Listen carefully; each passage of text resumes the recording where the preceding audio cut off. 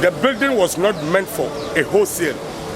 Even according to the owner of the building, that they use the upstairs for this heavily this thing. But goods which were stored there, which were not supposed to go to that level.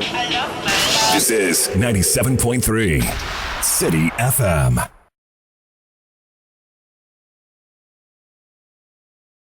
This morning, when I was entering Ghana Commercial Bank branch at Kisama this morning, the office is located at the first floor of the building. So immediately I got to the gate, I just looked up, I said, Jesus, don't let this happen to me. Then I entered. But immediately I finished, I ran quickly out because I don't want any terrible incident to happen. Then I'll be a victim of that. Yes, really someone needs to be held responsible. I don't have the technical know-how about civil or building technology. But when my memory serves me right, what Roger Metalunu said, he made some very concrete statement identifying the chippings they use for the flooring of the second floor, the size of the concrete and the size of iron rods. I think we have people working at the AMA which can be held responsible. They can do all these checks before a very high building can be put up. To start with, in recent times it's kind of scary. So before I enter, I kind of check for any signs of an eventual collapse or something. What kind of signs? Cracks, like the stuff that the Melcom people said they saw before the building came down. Partly yes, partly no. Why? Partly yes, because I think it was probably due to negligence on the part of whoever constructed the building. The authorities as well, AMA to be precise, and the owner of the building.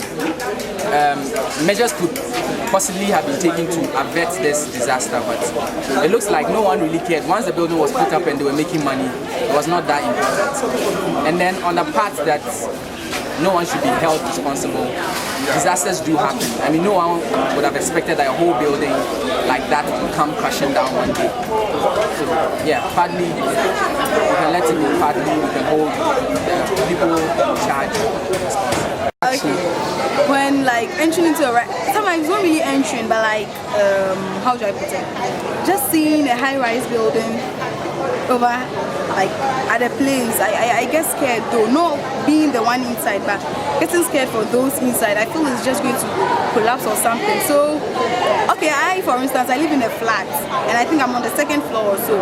I don't really get scared though, but some thoughts sometimes like run through my head and it makes me like feel like, whoa, is this like incident going to occur to me or this thing? And about holding some people responsible for it, I don't really think so. I think it's something natural. Like it was an accident. It just happened.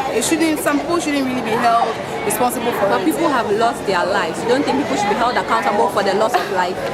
The contractor, the building owner, Melcom management. I really feel bad, but this can happen to anyone. It can happen anywhere. I don't really think it was maybe there was a fault with the building or something. I heard there were cracks, but I'm not so sure about that. But I think it was just a disaster. It just happened. Out of what has happened within the past week, I mean, with the Melcom issue, people should feel this thing, should not feel comfortable with this Melcom issue.